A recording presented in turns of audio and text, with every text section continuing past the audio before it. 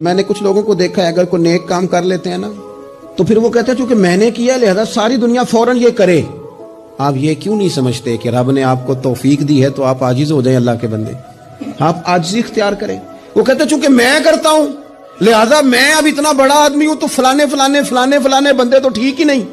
حضرت سعدی شیرازی کہتے ہیں کہ تہجد کا ٹائم تھا پرانے زمانے میں نا, لوگ مسافر اکثر رات مسجدوں میں آ کے گزارتے تھے تو کہتے ہیں مسجد میں لوگ سوئے ہوئے تھے سارے, تہجد کا ٹائم تھا, میں تہجد کی نماز پڑھ رہا تھا, میرے والد بھی ساتھ تھے, تو میں نے اپنے ابا جی سے کہا یہ دیکھو کتنے بد نصیب ہیں, نفلوں کا ٹائم ہے اور یہ سوئے ہوئے ہیں. تو فرماتے ہیں میرے والد کہنے لگے کاش تو بھی سویا ہی رہتا, لوگوں کے کپڑے تو نہ پھاڑتا.